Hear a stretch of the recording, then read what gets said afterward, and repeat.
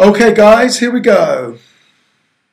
Now is our look at step 2. Step 1 was very clearly to analyze, assess, understand where you are in life. So my wish was that as a result of that process, you would have a clear insight into the major areas of your life and how you stood in those major areas. So how you felt around you in relationship to people in your world, personally, professionally, how you felt about your work, how you felt about your leisure time, how you felt about your physical exercise, all of the areas that are actually important to you. My intent was that you walk away with a deep sense of understanding as a result of step 1.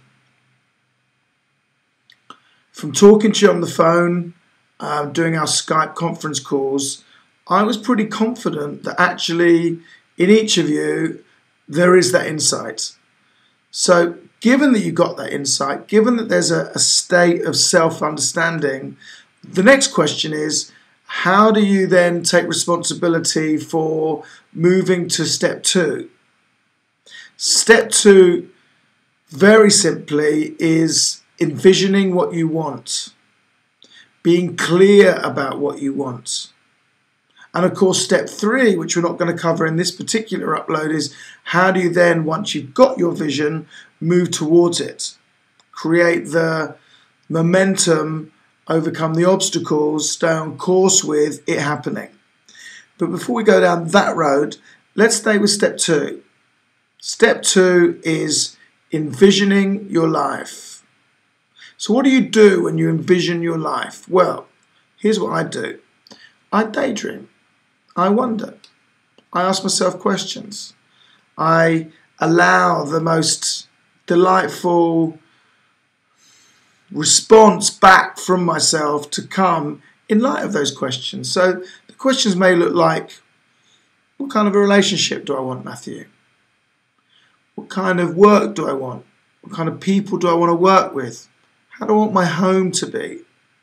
What kind of physical state do I want to find myself in? What kind of relationship with money would I like? How would I like to spend my leisure time? And then I think to myself, in light of the responses, okay, well, let's claim a way, an outcome, a vision for each of those areas. So if I say to myself, okay, let's look at the physical side. What do I want? Well, what immediately comes to my mind is I'd like to be fit and well. I'd like to be active. I'd like to feel my potential as a human being physically is being used. So I'd like to run. I'd like to learn to swim maybe.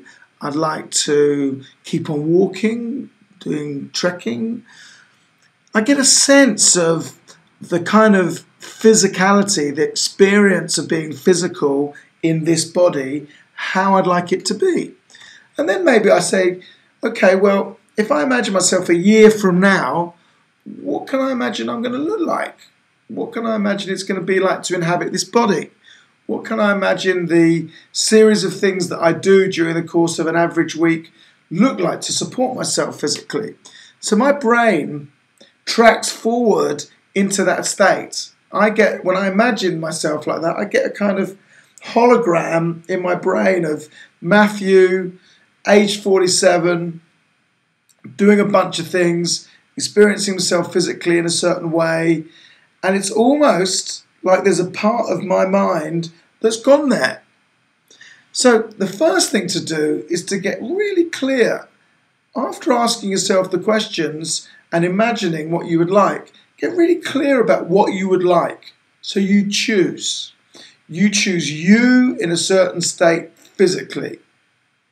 And once you've chosen that, you then say, right, I can see that.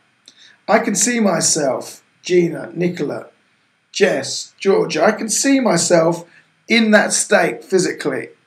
I can see the kind of surrounding behaviours that have that happen, the exercise that I may take, the food that I might eat, the activities that I engage in.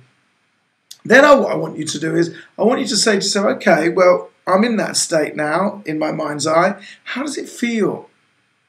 How does it feel to be that person living, inhabiting that body in that way? So I want you to get clear about it, and I want you to dwell in the experience of it.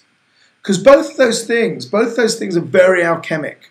It's very alchemic to envision, because it creates an intention for you to move towards.